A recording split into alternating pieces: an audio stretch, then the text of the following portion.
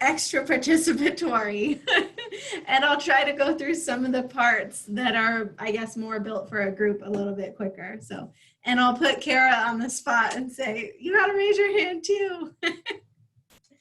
Okay, so there we go. Okay, so welcome. We are going to talk about SMART goals today. Welcome to the first Tune Up Tuesday. Our first bit of business is to go through a little bit of netiquette, which I love. Kara came up with the name Our Etiquette while we're here on the internet together. This is going to be pretty self-explanatory for today, but please mute yourself when you're not talking.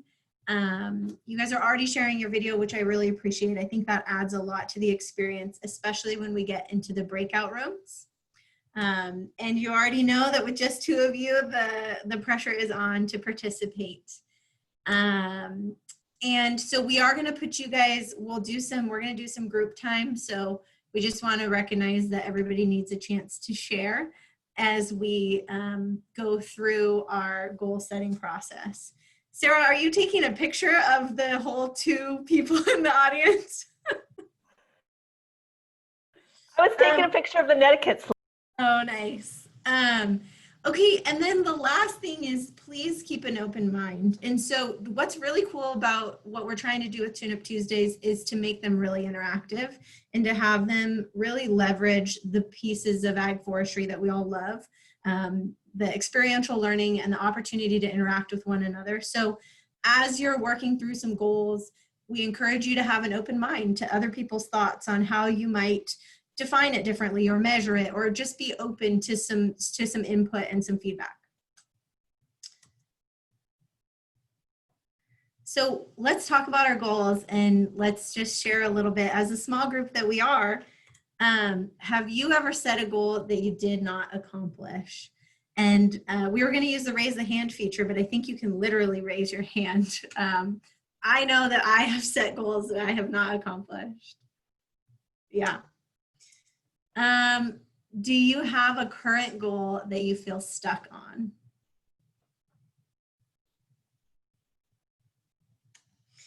And can you guys guess, and you can just unmute for this, but can you guys guess, when do you think most people quit on their goals? I quit when I have created something that is maybe too vague to accomplish. So I've left it out there in the unattainable land. Got it. You are at the right webinar. How about you, Kyle? When do you think people quit on their goals? Along the same thing that Sarah said, I think for me, it's usually when I feel like I'm not making progress, and I'm not making progress because I've defined a goal that is so far out there that I'm not setting the miniature steps, I guess. So. Yes. You guys have jumped ahead a little bit to my next question, which is why do we quit on our goals? So, and that is great. And that's where we're headed today, is the answer to that. But so when do people quit most on their goals? Most people quit on their goals on day 2, which I think kind of speaks to what you guys are getting at. On the day after we make the goal and either we aren't doing it, we haven't defined it, there's some barrier. And so statistically, like as a society, most people give up on our goals on day 2. And that, when Kara picked out a book for our Read to Lead, which you guys we're gonna talk about that a little bit later, but that just blew my mind. But then I also could totally identify with that, what you guys were talking about, just like, it's so vague. I don't know how to get there.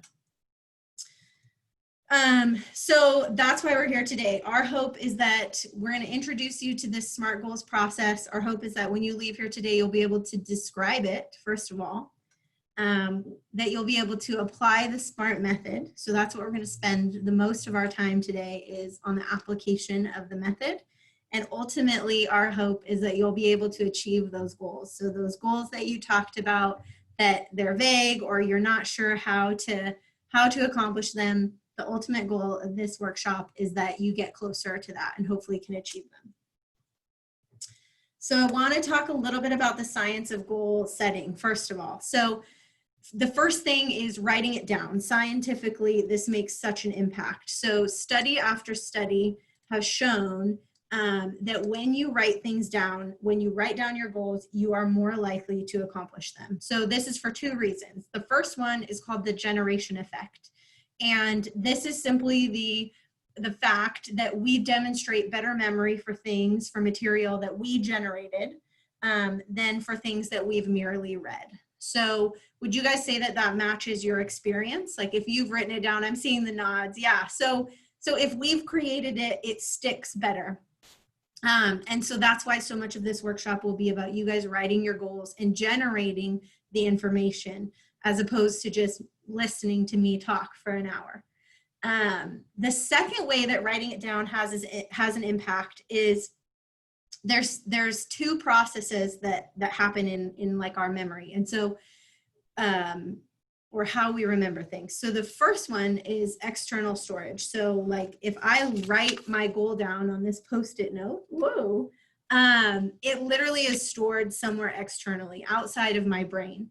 And I can put that Post-it note somewhere where I'm going to see it frequently. So I can put it on my desktop, or I can put it on my mirror, somewhere where I have this repetitive focus. So that's a really simple way that writing it down helps us achieve our goals. We stay focused on it. The second thing is called the encoding process. And that's what happens when the information, the things that we perceive make it to our brain and they get analyzed. And so there's a decision that happens in our brain. It's like, is this going to stay in long-term storage, or is this going to just go off into the abyss? And so writing it down, generating that information, increases the likelihood that it gets encoded into our long-term memory and that we're focusing on it.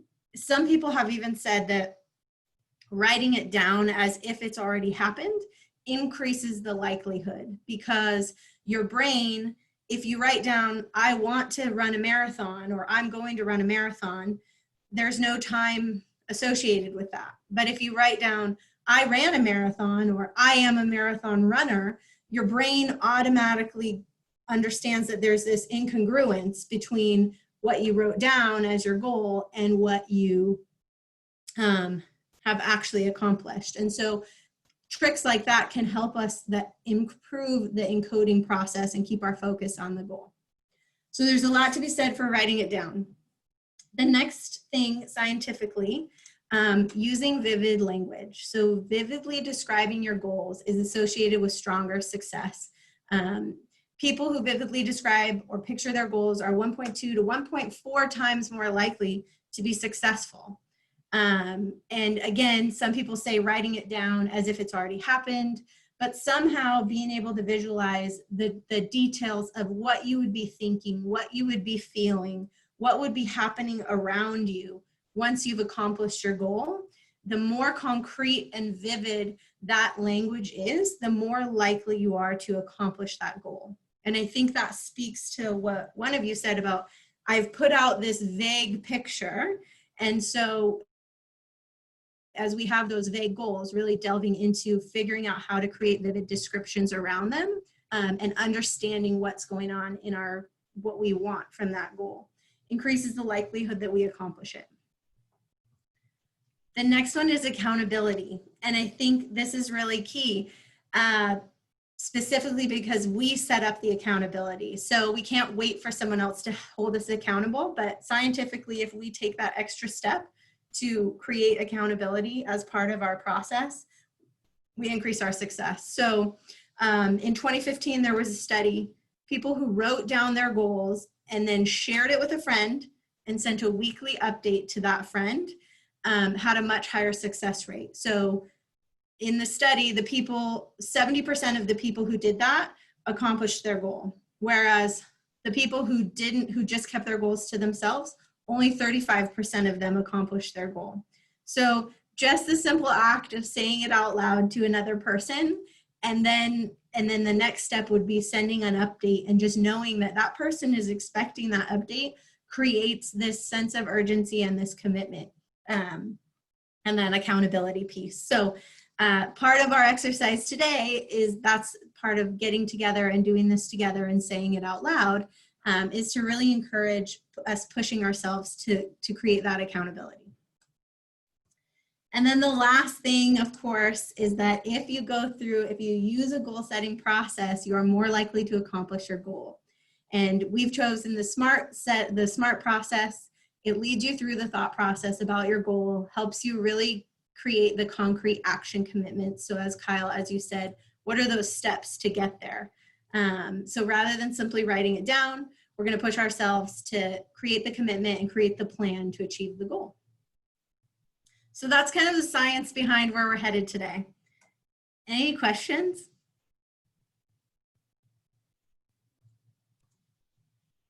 Okay, so what is SMART? And you may have interacted with it before.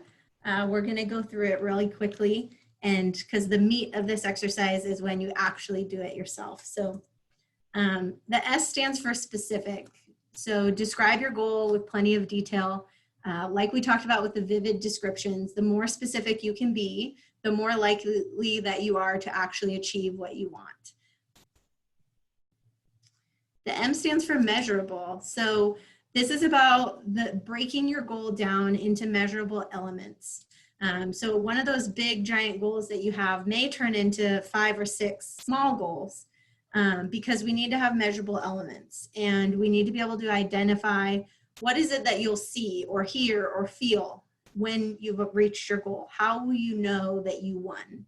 We have to be able to know how we'll measure success before we can embark on the journey, or we might never arrive.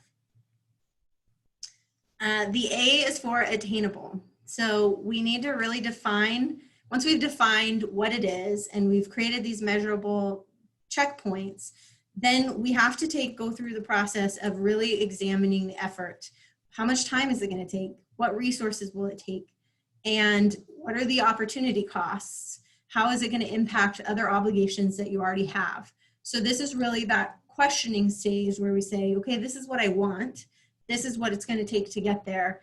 And then decide, is this really an attainable goal for me right now? Do I need to make some adjustments? Or am I prepared to pay the time or the money or whatever it's going to take to attain this goal? And the R is for relevant. So the goal has to be relevant to you. Sometimes there are times where maybe we're trying to achieve a goal, but for someone else, or somebody else wants us to accomplish something. But ultimately, if we're going to be successful, we have to be able to define why this goal is relevant to us. Why is it relevant to the big picture? If I have a long range goal, why will this short range goal get me to my big picture? How does it connect to where I'm going in my future and what I want? So we really want, this step is about slowing down and really asking and understanding how the objectives behind this goal and how they get you to your ultimate destination. And last but not least, the T is for time bound. There is a saying that I love, and it is, something that can be done at any time is most often done at no time.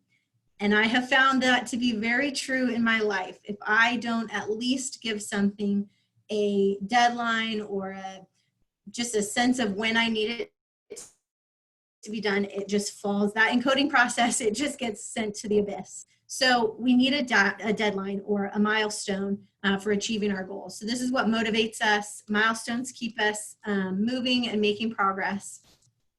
Hannah, we lost Kyle. I just saw that. He just poof, disappeared. Yeah. So I don't know if you want to put a... Yeah, let's wait for him since we have such a small audience. But it's nice that I can kind of keep you guys on the screen. I was telling Kara, I'm still like so not used to just talking at a computer screen. That part is not fun.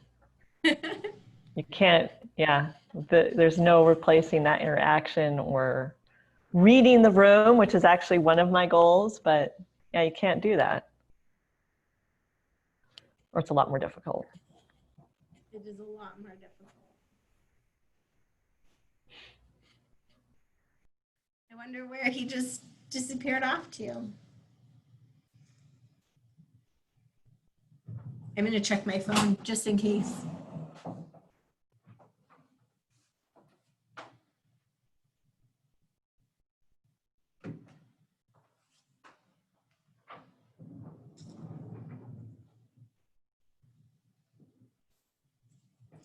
So Sarah, you said that one of your goals is reading the room. I think you're referring to kind of what we talked about in your mid-program check-in. Yes. Yeah, super challenging to practice in the COVID world. Right? That's not actually the one I picked for today, but that's, yes. Hey, you're back. Yeah, sorry, my work internet went out for whatever reason, so I'm mobile. Cool. Well, welcome back. We saw you disappear, um, so I'm not sure when exactly you disappeared. We were just going through the last of the SMART analysis or the SMART acronym. Yep, So Tom, I dropped off right as you were discussing time bound. yeah, so time bound is hugely important. Some things that can be done at any time are most often done at no time. And I feel like that saying just really sums it up so well. No matter how good we think we are, if I think that if it's just out there in space that it can be done at any time, we find a way to not ever get around to it. So if we want to be successful in our goals, breaking them down into smaller pieces and creating those measurable outcomes along the way and creating deadlines for ourselves is really key. I know for us right now in this COVID fallow period, we are fabricating a lot of deadlines because there are no seminars, there's nothing that's really driving our work in the way that it typically would. So this is an area that I feel very familiar with right now is how am I going to set a deadline for that? Does anyone have any questions about the SMART acronym before we jump into the workshop part? Okay. So our plan was to put you into breakout rooms, and I don't think that we're going to do that today. We're just going to stay together. Unless you guys would prefer, actually, it's really up to you. Do you guys want to stay together as the four of us, or would you two like to go into a breakout room and then circle back kind of the way that we had planned? I don't want to intrude on the process if you don't want me in there. This is good. Yeah, this works for me. Yeah. Perfect. So Kara, I believe, is putting I can't find the chat box. Kara is putting a PDF in the chat box as we speak. Yep, it's there. Perfect. For some reason, I don't even have chat right now. Oh, there it is. Yeah, Sarah, when you're a co-host, you have the option in the chat to just upload a file. Yeah. Yes. So please download that. Worth your hour of time, wasn't it, Sarah? So I want to give you guys 5 or 6 minutes, and this will be a good test to see if that's enough time. But to take the goal that you came prepared with today, which was kind of big, long range, and maybe a little bit vague. I would say that as I received everyone's goals from the mid-program check-in, that was really characteristic of everyone's. Fantastic goals, but a lot of question marks around how is this going to be accomplished? How will they know that they've gotten there? So that's kind of why we decided to do the SMART goals. So take a couple minutes to walk through the worksheet with your goal and rework it a little bit, applying the process. And then we'll regroup in about 5 or 6 minutes, and we'll just share, we'll take turns sharing and providing some feedback and asking some questions. Okay? Sounds good. And did you both get it to download? Yes. Cool.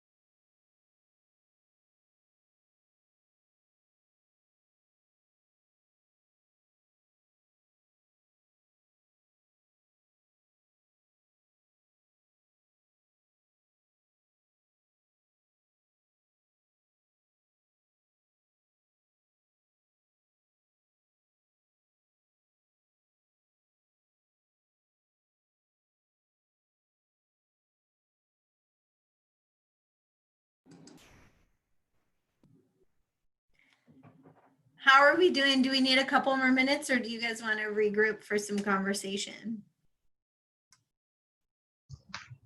I'm ready, Sarah, if you are. I'm ready. Awesome. Who wants to go first? So I can go first. Hannah, you wanted me to just walk through the entire worksheet or just my goal? Why don't you start by telling us what your original goal which one that you chose so that we all know kind of where you started. And then, yeah, walk us through the worksheet on where you're at. Okay, so Hannah already knows this, but Sarah and Kara, I sent one of my 3 goals to Hannah was that I wanted to praise more, just in general, to look for ways to praise other people. I just find that I struggle with doing that, and so that was my goal. So my specific goal was to send one positive praise to someone different each and every day. As far as measurable, how will I measure my success? That I said if by the end of the day I hadn't sent a praise, that was my measurable, that by the end of the day. How, for attainable, can I realistically achieve this goal?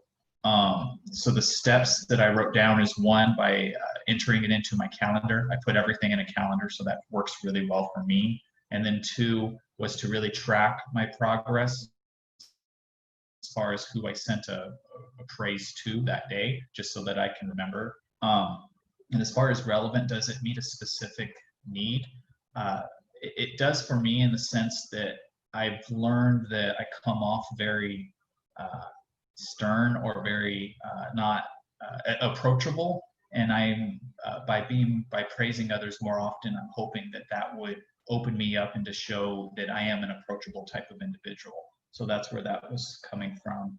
And then targeted deadline, just end of month, to try to get me into this, to make it a habit, to just be more vocal as far as praising.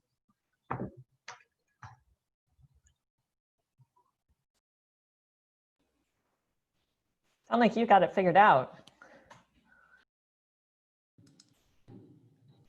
Yeah, thanks for sharing. I'm glad you told us a little bit more about the why behind the what, the approachable. And I'm curious, kind of knowing your long-term goal of like being perceived as more approachable, and what if you get to the end of this month and you've created a habit, what is your next step? Like, are you what am I trying to ask? Like, what would come next, or how will you measure? Because you're going to be able to measure that you were successful in doing it.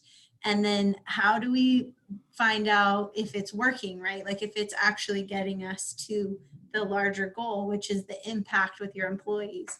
I'm curious. Yeah, what happens next after the month? Yeah, I would say that I'm just naturally approached more often, I guess. Having a lot more small talk occur, like in the office environment, I'm typically in and out, cut to the chase type of attitude. And I think if I, over these next few months, see it morph into something different, where I feel like people feel they can come to me and approach me more often, I think that would be a definite sign of success, which is what I'm trying to get to.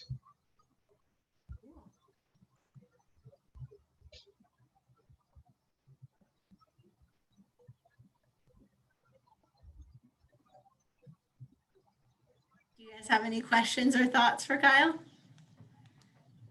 No. Well, no, I just I think though that you did really well to define specific and target specifically what you're trying to accomplish. So praise for you, Kyle.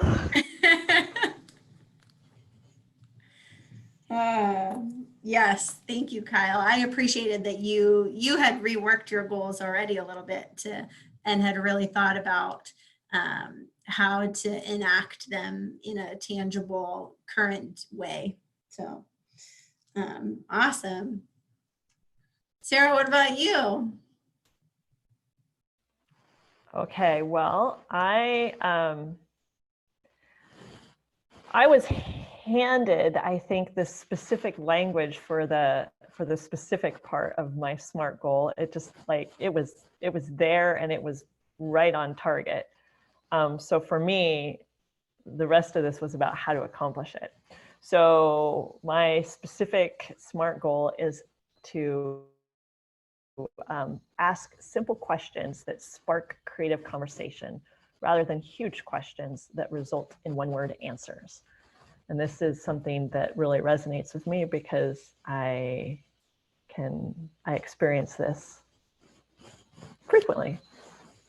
So, how will I measure my success? My questions are concise, the conversation continues, and the answers to my questions may surprise me. And the reason for my third measurement there is I think that one of the reasons my questions are often huge is because I'm already anticipating the answer. So if the answers surprise me, perhaps I have backed off a little bit of my huge question. How will I make it attainable? What steps will I take? Suddenly, when I was writing this down, I thought, oh, it's pretty obvious. I'm going to think before I act, and I'm going to write my question down. If I write my question down, it has to be concise and very targeted. And then the relevance. Does this goal meet a specific need? Actually, yes, it does. It actually helps me address another one of my goals, which is to give others the space and time to contribute to conversation. So it's kind of a 2-for-1 there. And then in terms of time bound, that's probably an area, maybe you guys could help me define a little bit. I was like, time bound. Well, it's ongoing practice, starting with the next workshop that I sit in where we're encouraged to ask questions. So.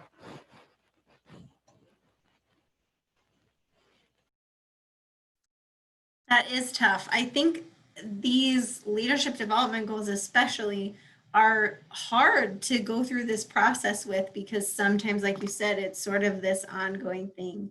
I'm trying to think of a way to make it time bound. And maybe you look at the calendar and you know what's coming up and you make a commitment to like, gosh, at these 3 events. I'm thinking, what do you guys think? I wasn't sure, Sarah, if in your workplace, if you have the opportunity to practice it more so than waiting for an ag forestry workshop. I'm not sure how often you are engaged in those types of conversations, but. No, that's actually a really good point from both of you because to me, the goal isn't just about ag forestry, it's also in my place of work. And I can, like Hannah said, I can go back and look on the calendar and I can look at upcoming team meetings and I can apply it in team meetings. So Kara and I have both recently read Brene Brown's book, Dare to Lead. Have either of you heard of that or read that? Sarah, one thing you just said kind of reminded me of something she says in the book. She talks about permission slips. And when we have something that we're working on or we feel uncomfortable with, she talks about doing it as a whole team where everybody writes themselves a permission slip and they share it with the group. So somebody's permission slip would be like, I'm giving myself permission to speak up before I've thought something all the way through, right? Like somebody who's more quiet and has trouble speaking up in a meeting. And the benefit is that everybody kind of knows what everybody else is working on. So this is a little bit of a tangent, but it made me think of it when you said it. And I thought, gosh, just giving yourself that permission slip ahead of time, even like putting a little post-it in your calendar, like whatever it takes for you to remember, like I scheduled that I'm going to write my questions down in this meeting. I don't know, that's where my brain goes because I have to be super tactile. And so I have lots of post-it notes in my planner. But in terms of just, yeah, thinking about not trying to tackle all of it at once, but even if you chose one meeting per week that you chose that you were going to focus on it. And then as it becomes a habit, you would maybe take on more meetings per week that you are really intentional about.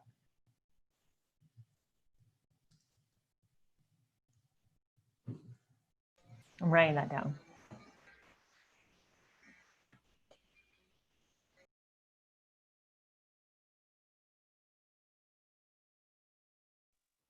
Hannah, you're muted. Yes, I am. I've seen a lot of those t-shirts that just say you're on mute. I've been thinking about getting one, but yeah, I was just saying everybody's goals and are just, it was just an honor to be in the mid-program check-ins and just to hear everyone's passion for wanting to improve and to serve. And so it's really cool to see you guys thinking creatively about how you do that.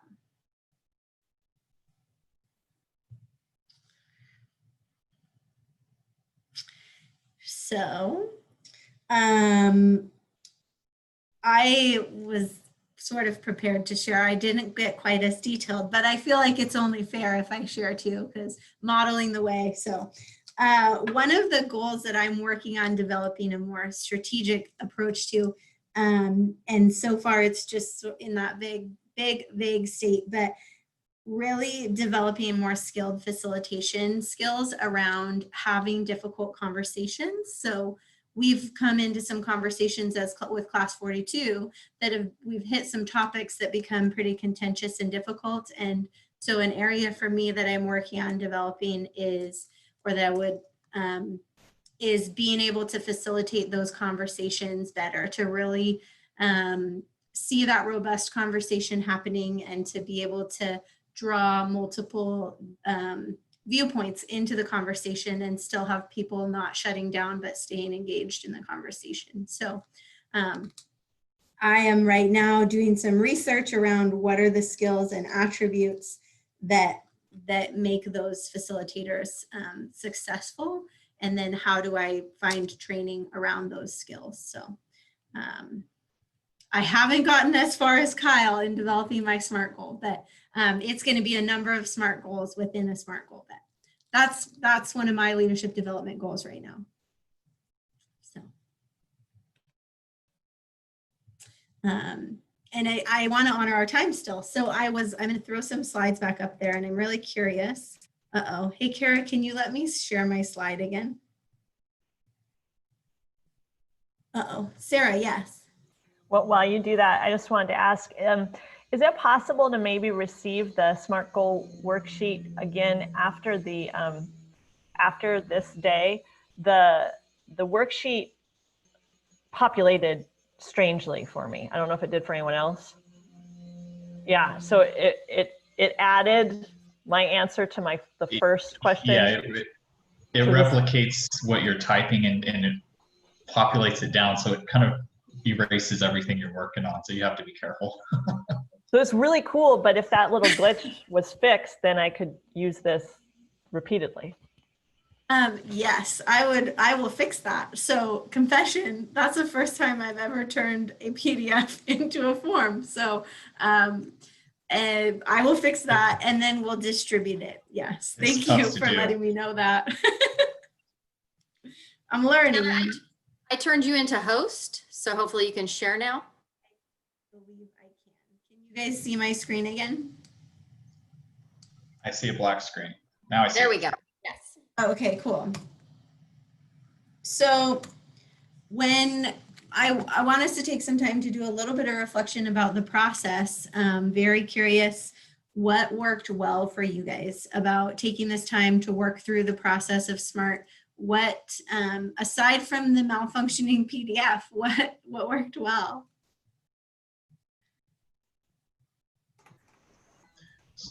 So I'll go real quick. I think the primer, I think setting up what is a SMART goal and how you use SMART goals and just spending some time on each of those acronym letters there really helped. And then definitely the dialogue worked well for me between me and Sarah. So being able to talk it out a little bit is helpful in developing the goal. Yeah, because it just makes me think, a little bit more into my worksheet here. Then when I'm filling out the worksheet, having the question right in front of me of like, what are you trying to accomplish? Just those little prompting questions makes it easy to fill out the worksheet. And then the ability to bounce ideas off of you when I don't have a really good answer on the worksheet.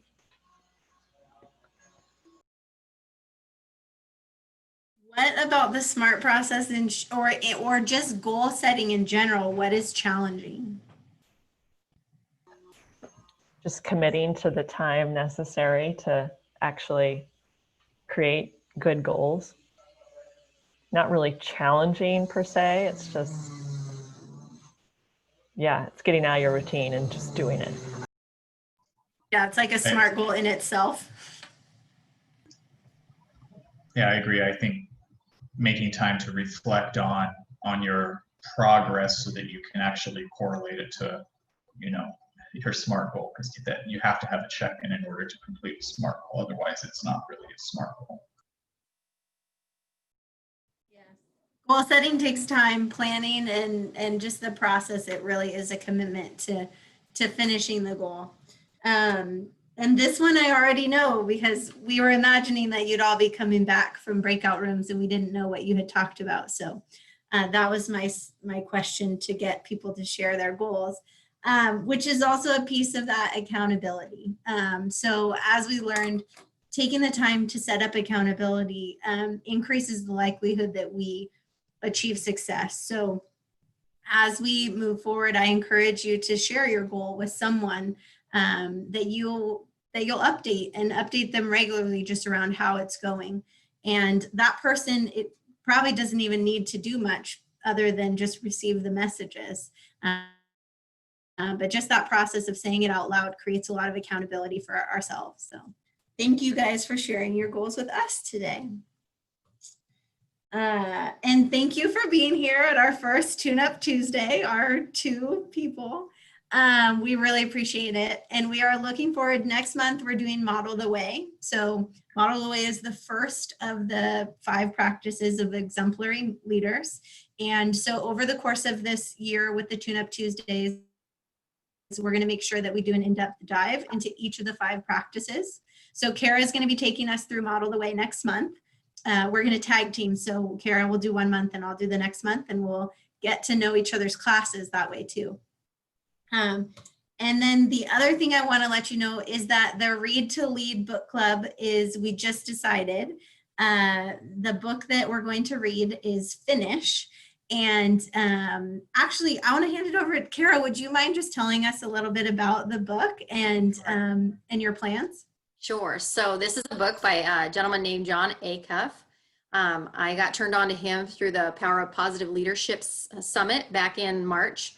John Gordon put on, and John has a way of talking about goals that I really appreciate. So he wrote a book called Start, which was how to start, your goals. He was really hesitant to start writing his books. And so I think this book was his first one, the one called Start. But what he found was that most people don't finish their goals, right? Something interferes with us accomplishing them. So this book is full of really great advice and strategies on how to actually finish goals. And so even this month, I follow him on Facebook and Instagram, and he has what he calls his September-January goal setting, because why wait till January to set new goals for the first of the year? Why not September, right? So it's back to school time, good time to start some goals. So he's got a club or a group going to accomplish a goal in September. And so I signed up for that to do that as well. Yeah, it's just a great read. It's an easy read. He's funny. If you listen to him on audiobook, he's got a sense of humor, so it's fun to listen to. It was fun to read as well. I got the book as well. So I would encourage you guys, if you have a struggle accomplishing goals, this is a good book to pick up. And we'll be discussing it on November 4th for our first book club.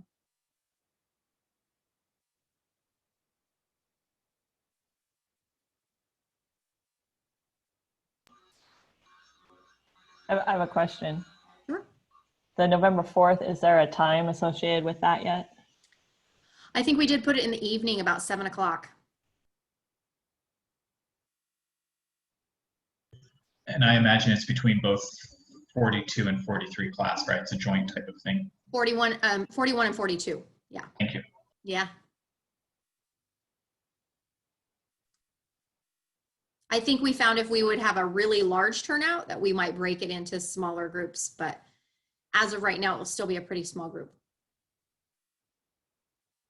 Yeah, but we'll use the breakout rooms if we need to, because we really want everyone to get a chance to have some robust discussion. So we're really excited for all of the ability to connect with all of you this year. And I really appreciate you guys hopping on today and sticking with us in our small group.